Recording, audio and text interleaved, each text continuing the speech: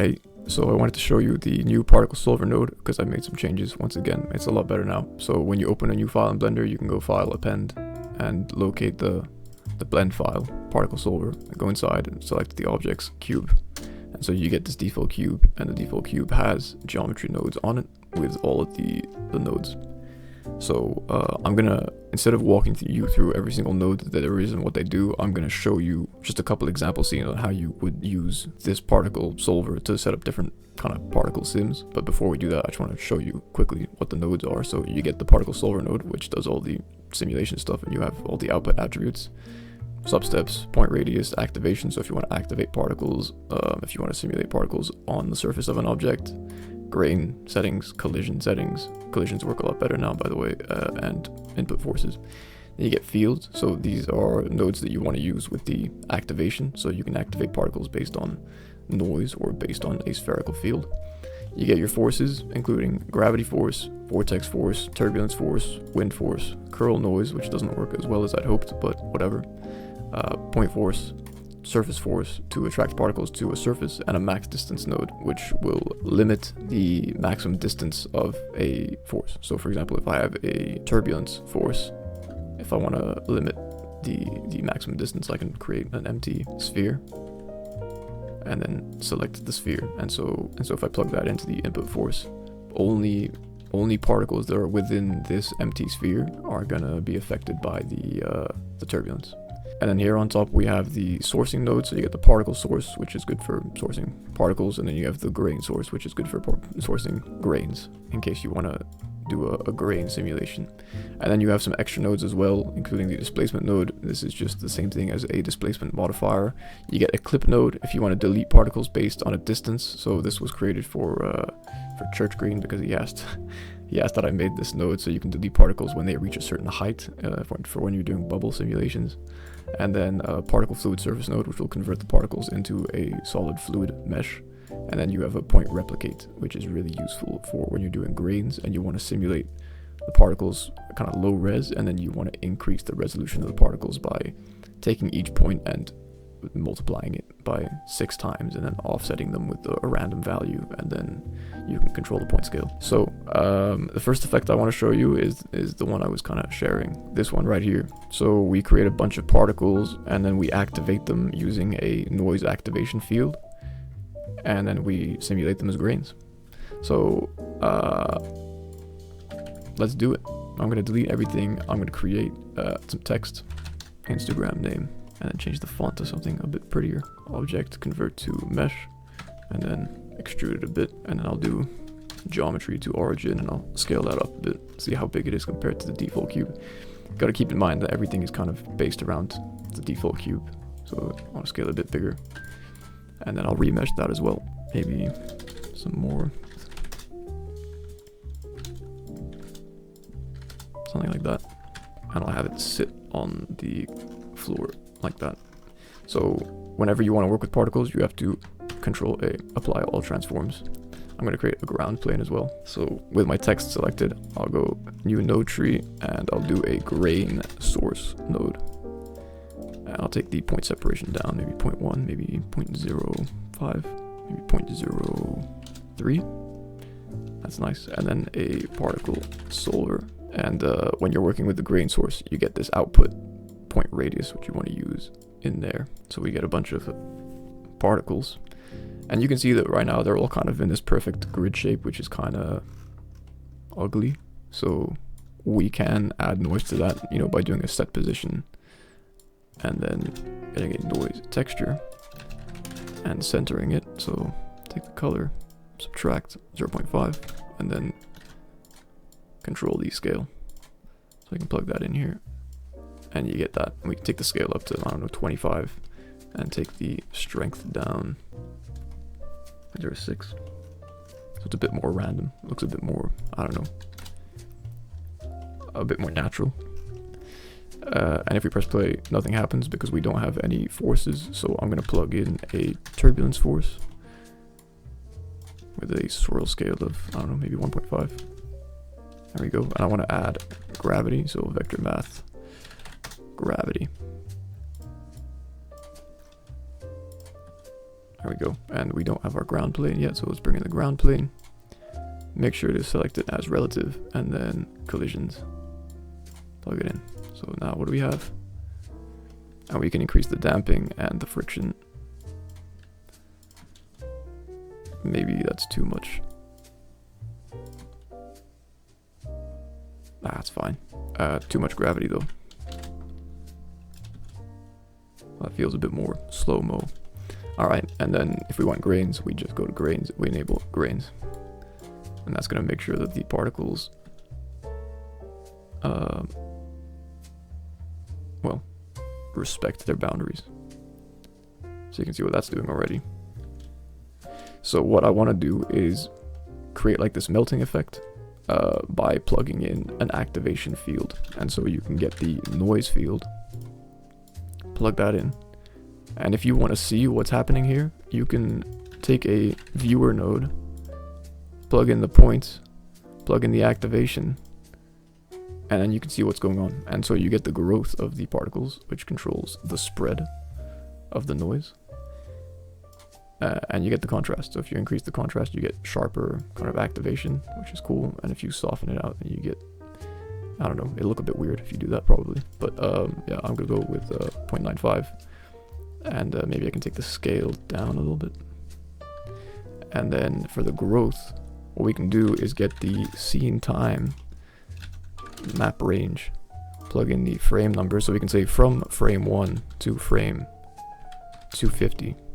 I want the growth to go from a value of, what is that, 0.207 all the way up to 0.743.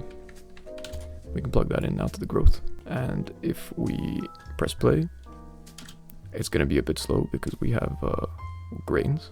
But you can see the particles turn white, and as they turn white, they start melting. So that's really cool. And obviously if you want, you know, a more accurate sim, you can increase the iterations. You can go up to 32. It's not going to bug. 32 is like a good value if you want, you know, quality.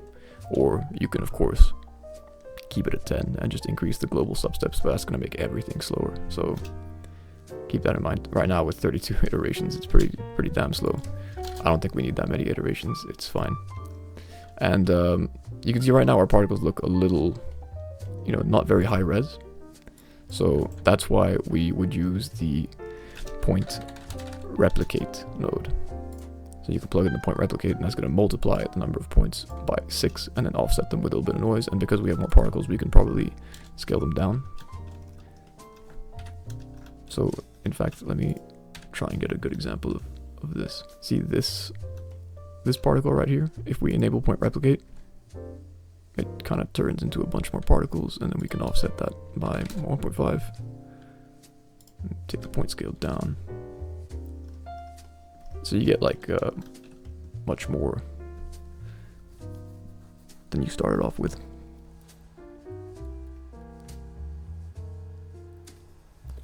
And that's naturally going to result in this kind of clumping effect, because now every particle, instead of just being one particle, it's a bunch of like 6 particles. Like that.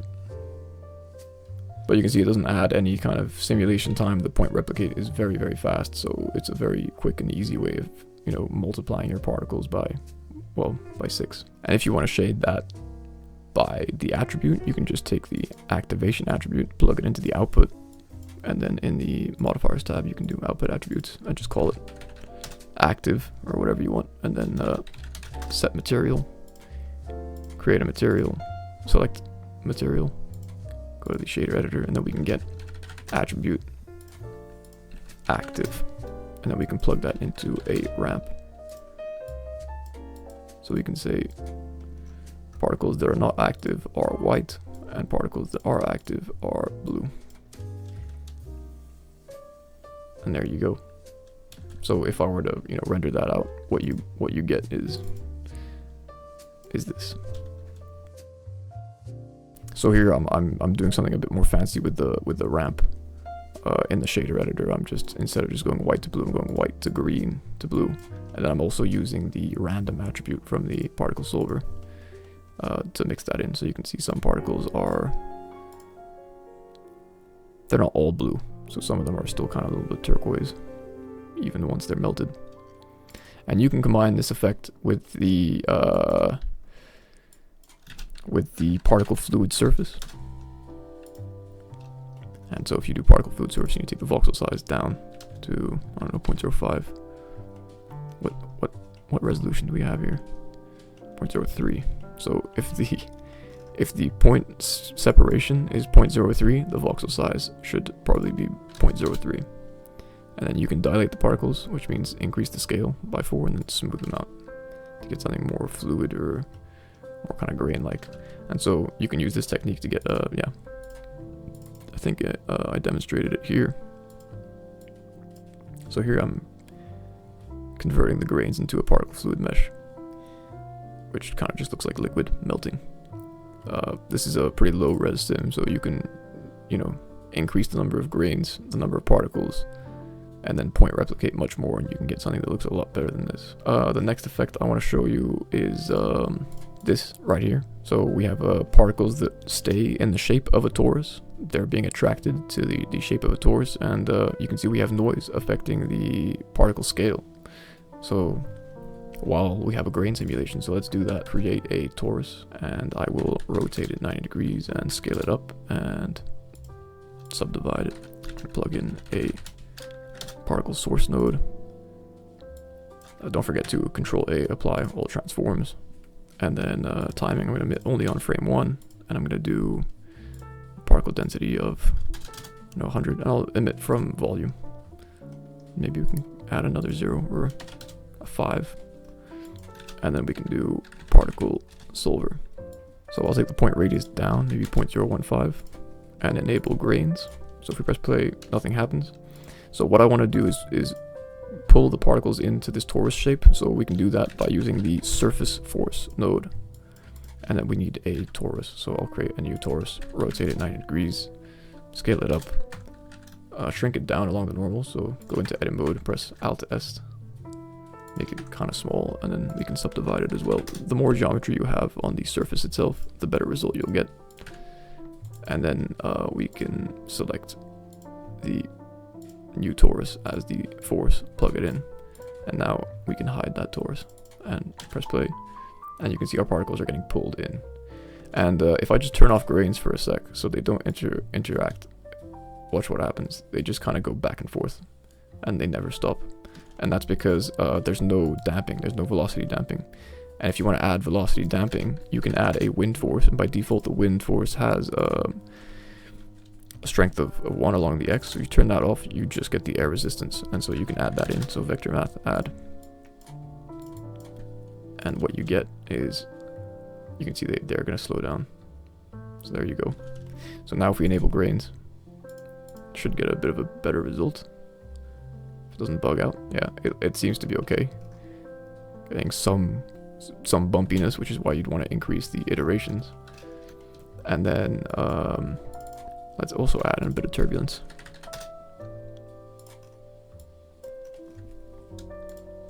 Do strength of 0.15.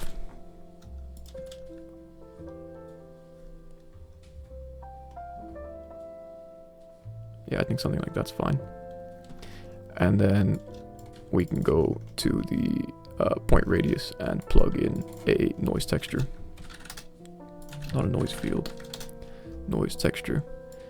And keep in mind the point radius is 0.015, so before we plug that in and bug out the computer, we'll do a map range.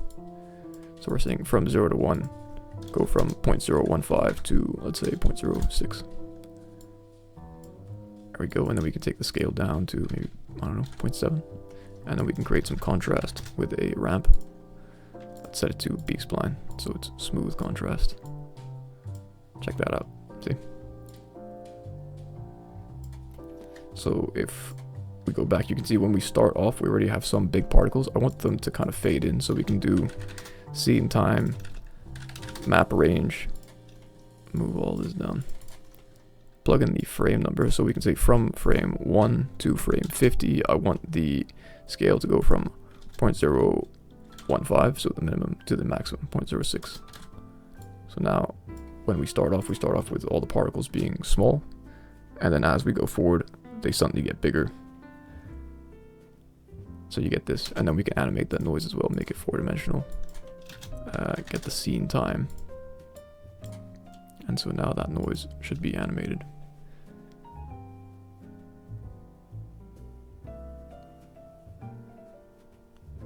It's a little chaotic at the moment. Maybe the noise is too fast. We can multiply that down.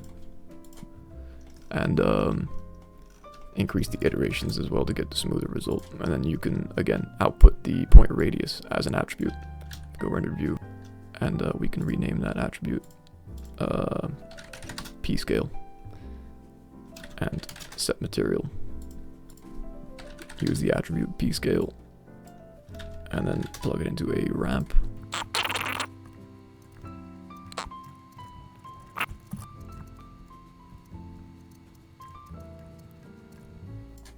So there you go. Get that same result. So if I were to, properly shade that, render it out, what we get is this. I actually rendered this one with Eevee, with subsurface scattering and ray tracing on for global illumination. So it looks pretty good. The next effect I want to show you is like a disintegration effect. Shade it smooth and remesh it by 0.007. Shade smooth and do a smooth modifier factor of 1, repeat of 32. We can go even higher, 50. So we get a lot of particles. And then what I'll do is create a wind force, blowing the particles to the left. And I'll do a turbulence force. I'll add these two together. So we get that. We can increase the swirl scale. Did I apply all transforms? I think I did. Whoops, maybe I didn't. So maybe that's too many particles. So what we can do with this is plug in a max distance node. And there we go. For some reason it doesn't drop on. And then we need to create an empty sphere. And we can select the empty sphere. And so now if we press play, nothing happens. But if we take the empty sphere and we move it, you can see that it's going to start creating the forces, but only within the sphere. So you can use that to get like a nice kind of disintegration effect. In one, insert keyframe, go to the last frame, make it bigger, like that. So if we go back and press play now, not too bad. You can also do that with the activation field. But I just wanted to demonstrate the maximum distance. And if you want your, let's say that the particles are going out of frame at this point, we could do a clip along the X inverted, and then we can move that threshold to, about here. So when the particles get here, they just get deleted. There's also another effect I wanted to show you guys, particle source. And then what I want to do is do surface solver. And then you need a surface. I'll just use my input object, enable surface solver, and then forces will do like curl noise. So if we press play, our particles are going to sim and they're going to be affected by the curl noise, but they're going to stay on the monkey head.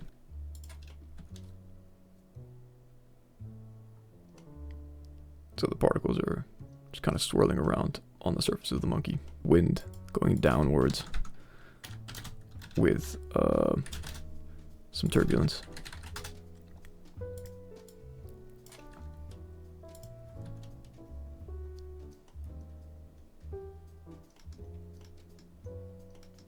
I don't know, that could be interesting. If you turn off jitter seed, you can kind of see the motion of the particles a bit better. You can use some interesting stuff with that. Another effect we could do is, let's keep the monkey, but let's use it as a collision object. And I'll create an icosphere as my source object. I want to emit particles from the volume. I increase the density, and I'll plug that into the solar. So if I press play, we get this, get a nice kind of turbulence. And if I plug in the monkey head as a collision object, what happens is as soon as the particles spawn, they get pushed to the outside of the monkey head, so that's not working. But what we can do is take the monkey head, so let's just disable geometry nodes. Time to edit mode, select everything. Actually, let's maybe decimate it first. And then tab into edit mode, select everything, shift N, recalculate the normals on the inside. And then we can bring back our geometry nodes. And so now if we press play, our particles are gonna be affected by the turbulence force, but they're gonna be bound within the monkey head. And we can add damping as well, and some friction. And so if we combine that with our other particle sim, now we have like particles on the surface and we have particles inside, so it kind of looks like this magic monkey head. I don't know, you can do some cool stuff. And of course you can do recursive particle simulations as well.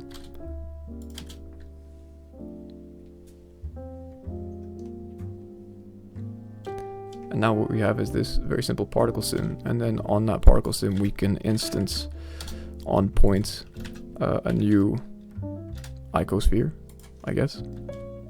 So you get this, and then if you add a little bit of normal velocity, now you get this, and then add a little bit of turbulence to it.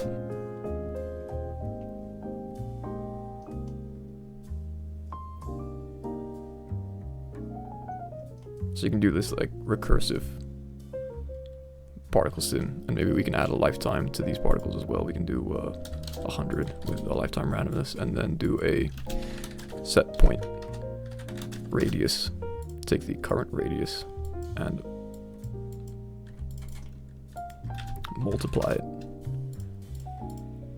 with the age, so the lifetime, which goes 0 to 1, so we can just ramp and invert it and maybe keep them alive a bit longer. So what we get now is this. So as the particles get older, they kind of just fade up, they disappear. I think that's pretty cool. You know, there were ways to do this in Blender before, but they were kind of a pain in the ass. So with my particle solver node, it just kind of makes all of this shit a bit easier. I don't know, you can find some cool use cases. So that's it. You know, download it, try it out, do some stuff, send it to me.